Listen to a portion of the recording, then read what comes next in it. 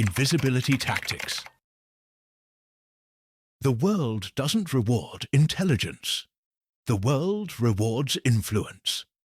Right now, while you're reading this, someone less articulate than you, less experienced than you, less qualified than you, is stealing your attention, your respect and your influence in social environments. And you probably didn't even realize it was happening. Every time you walk into a room and stay silent, you're saying, "My presence doesn't matter." Nint. Every time you speak but nobody pays attention, you're confirming, "My words have zero power." Every time you tell a story and people check their phones, you've learned a lesson nobody wants to accept. You still don't master the art of controlling narrative. Here's the brutal truth that nobody wants to admit. You can be the most competent expert in the room, but if you don't know how to frame your expertise as a story that emotionally dominates whoever's listening, you'll be invisible. You'll be ignored.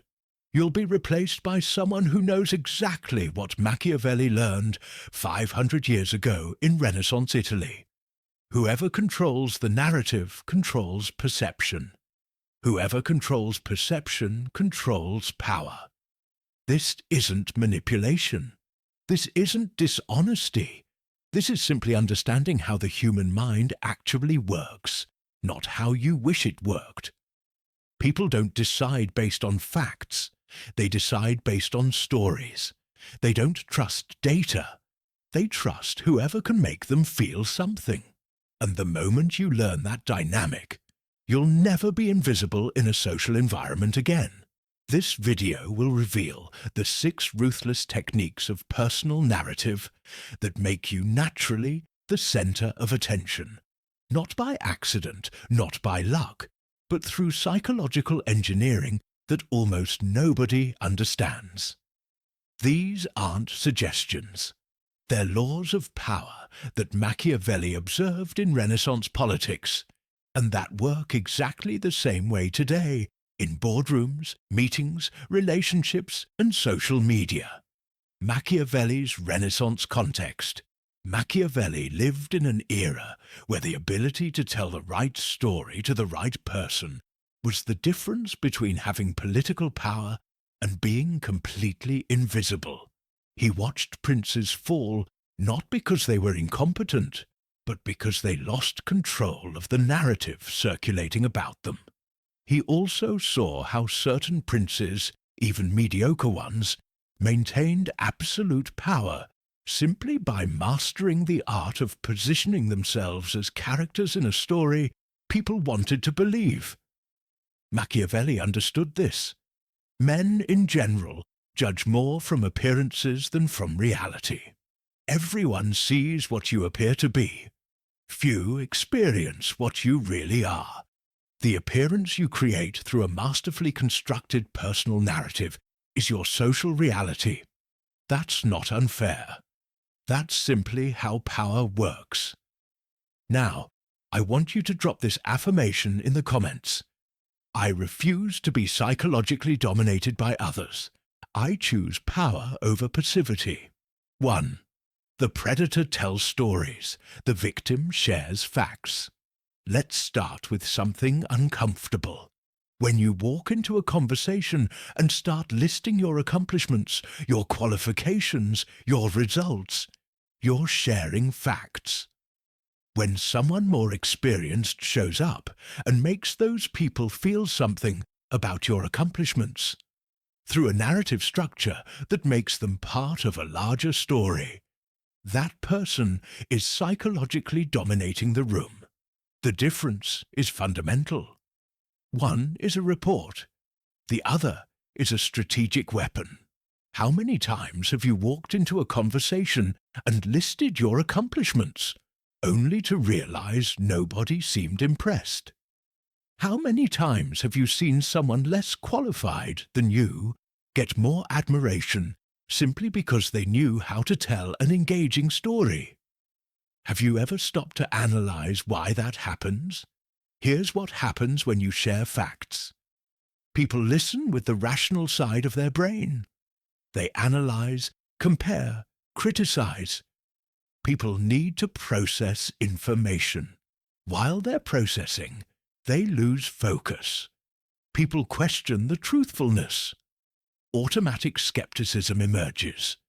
When you tell a story, people listen with both emotional and rational brains activated simultaneously.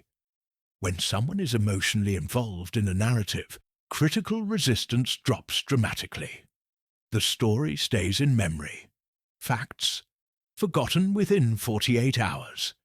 This isn't accident. This is neuroscience. When you present information as narrative, people's brains literally synchronize with yours. They're not just receiving information. They're experiencing what you want them to experience.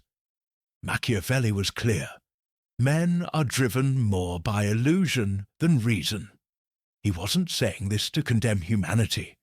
He was saying it because it was a pragmatic observation. If people are moved more by illusion than reason, then the predator who understands this doesn't waste time with facts. He creates illusions. Most people share facts. The psychologically dominant tell stories. Most people wonder why they're invisible. The psychologically dominant wonder why they're always the center of attention. Most people accept that competence should speak for itself. The psychologically dominant know that narrative speaks louder than competence ever will. A boardroom example. Your colleague in a meeting with executives doesn't say, "I solved the supply chain problem." He says, "When I realized we had a leak in our pipeline that nobody else could identify, I did something different."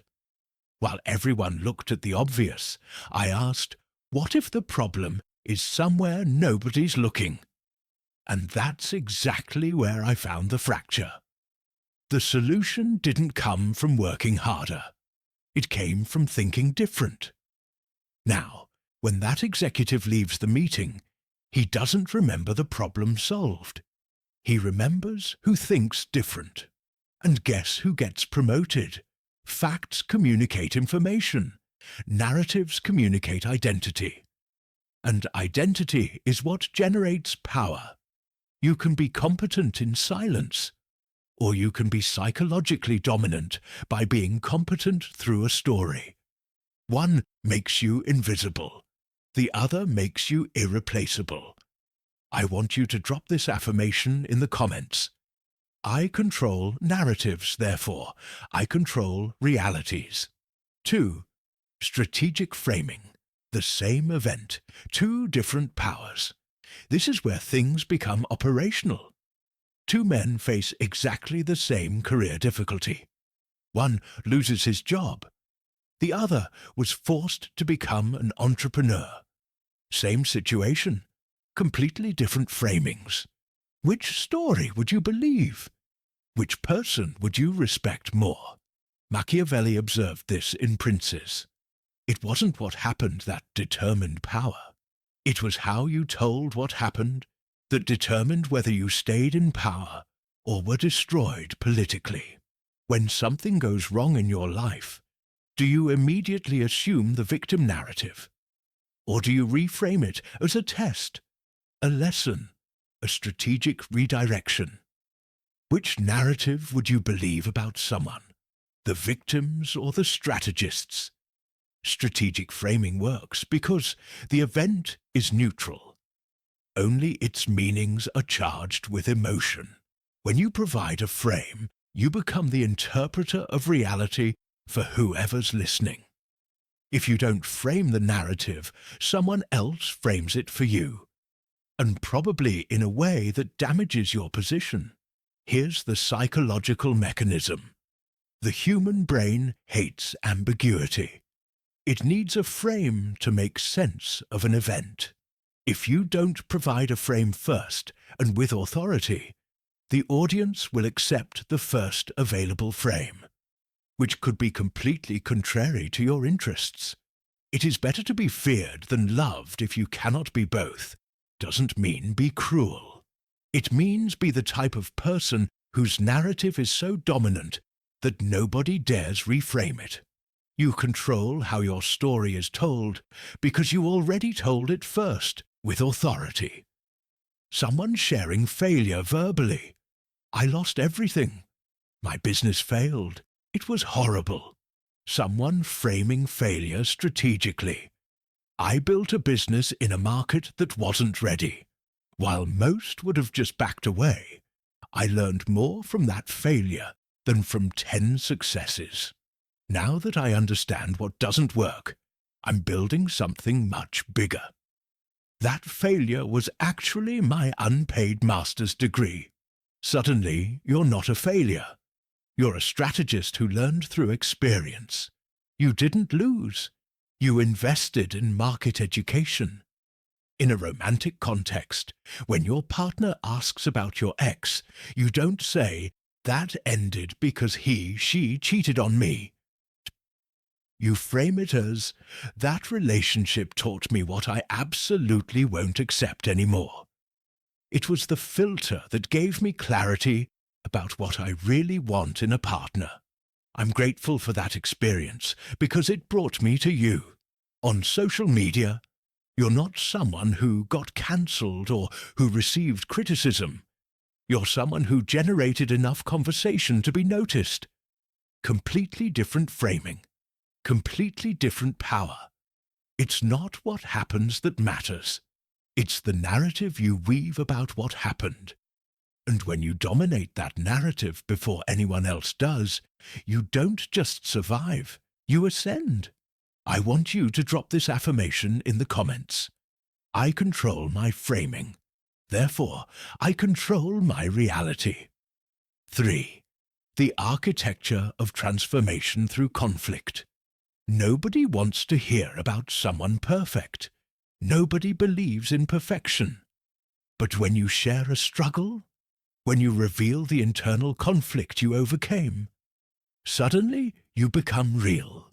Suddenly you become someone people want to follow. Why?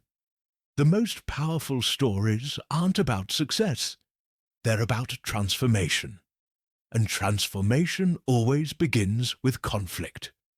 What's the most memorable story someone ever told you? Was it about perfection? Or was it about someone who faced something difficult and won? If you're honest, you remember stories of overcoming far more than stories of people who always had success. Why? Here's the psychological dynamic. Perfection creates distance. People don't connect with gods. They connect with heroes who overcame obstacles. Conflict creates tension. Tension holds attention. Your audience is literally captivated by your narrative, waiting to find out how you resolve it. Resolution creates admiration. When you overcome, you become someone who accomplished something most people can't. Personal transformation is what generates psychological loyalty. People don't follow someone who was always good. They follow someone who was bad and chose to be better. Machiavelli knew that injuries should be inflicted all at once, so that their ill savour being less lasting may give less offence. Applied to personal narrative. Reveal your conflicts all at once, in a controlled and strategic way, not piece by piece in unfavourable situations.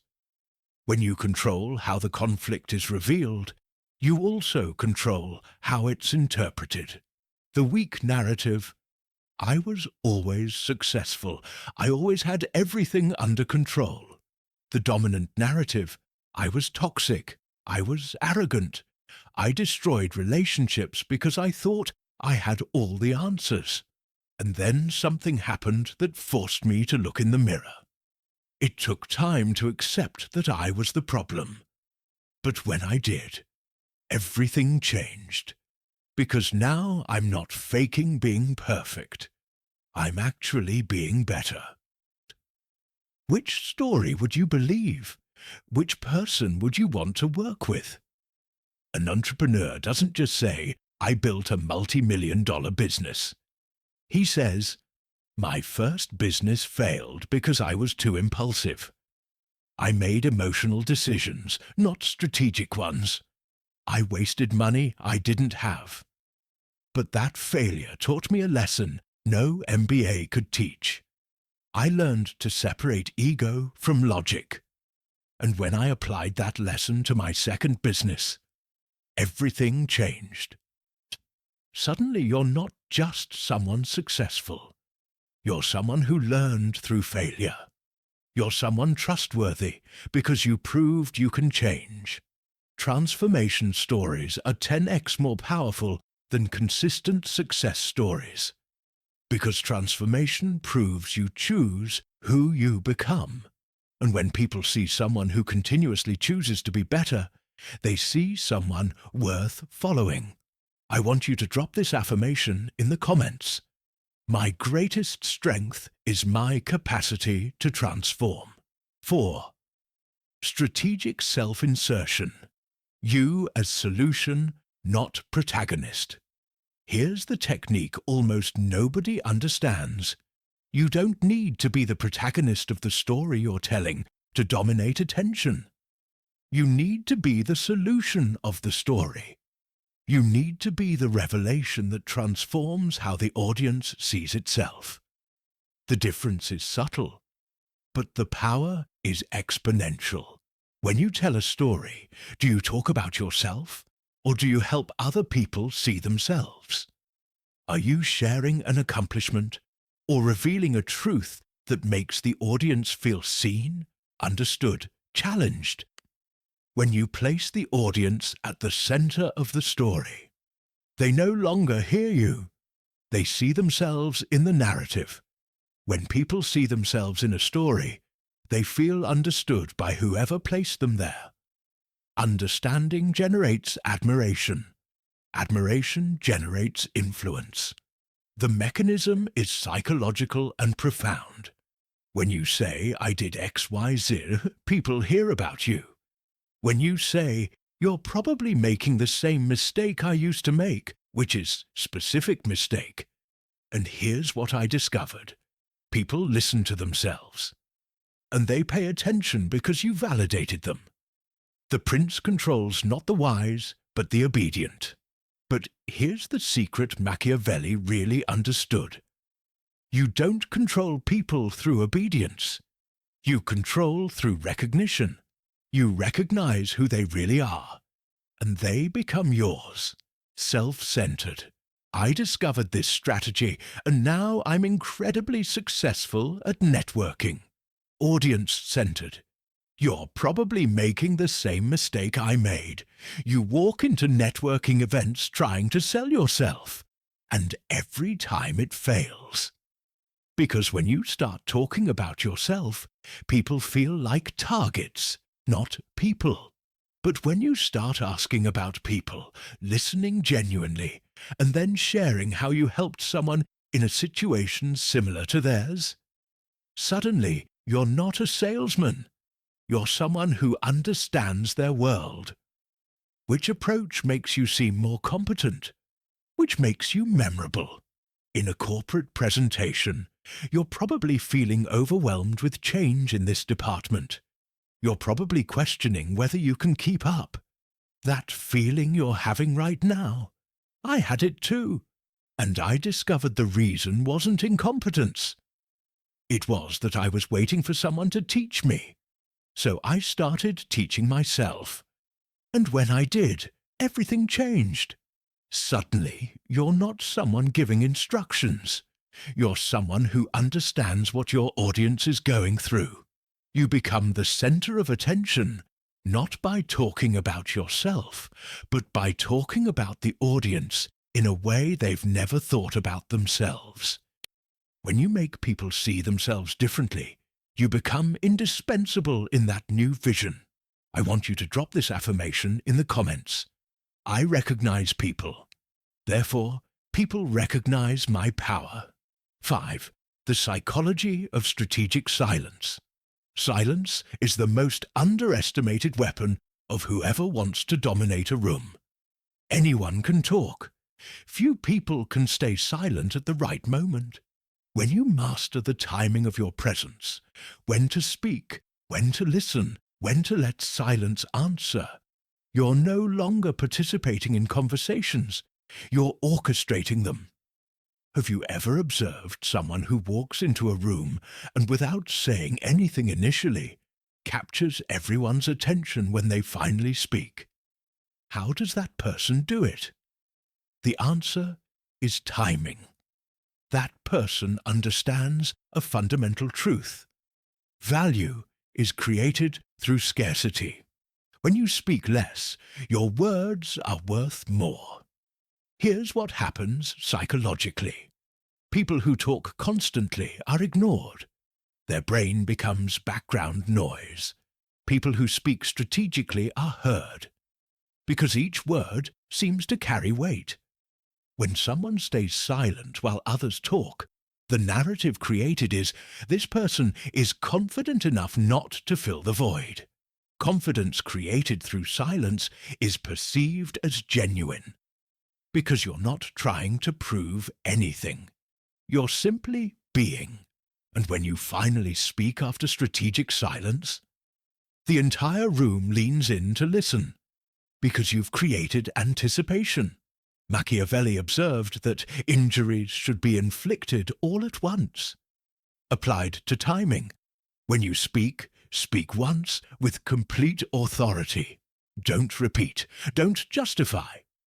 One statement made with confidence is more powerful than 10 attempts to convince.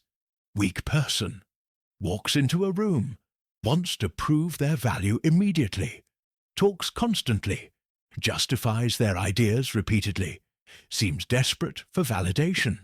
Dominant person walks into a room, listens first, absorbs the dynamic, speaks only when they have something that will change the conversation. Each word carries weight, then stays silent again while people process. Which person do people respect more? In a corporate meeting, while everyone around you is competing for attention, talking about their ideas, you listen. You absorb. You let the conversation reach a dead point. And then, calmly, you offer a perspective nobody had considered. The room stops, because you weren't trying to be heard. You just were. At a social gathering, while others are talking about themselves desperately, you ask genuine questions. You listen to the answers. You stay silent when appropriate, letting the other person feel understood. And when you finally share something about yourself, that person is completely focused, because you've created scarcity. Who talks more dominates the conversation. Who speaks with purpose dominates the room. And whoever knows when not to speak, that person psychologically dominates the entire environment. I want you to drop this affirmation in the comments. My silence is my strength. My speech is my power. 6. The construction of personal myth. Becoming legendary. There's a final level of narrative dominance that almost nobody achieves. It's when the stories about you transcend the reality you constructed. It's when people start telling stories about you when you're not in the room. It's when you become a legend. And here's the secret. Legends aren't accidental.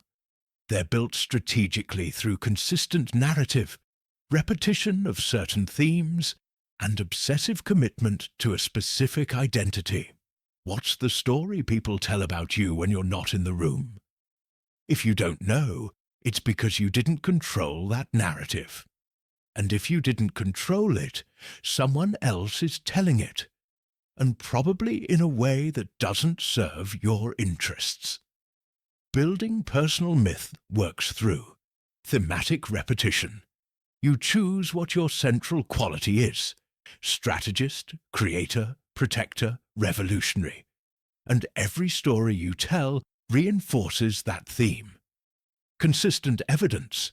You don't just say you're strategic. You act strategically repeatedly until that becomes your brand. Calibrated mystery. You don't explain everything. You leave some details for imagination, allowing people to fill the gaps with even more heroic versions of your story. When these three things work together, you become more than someone who does things.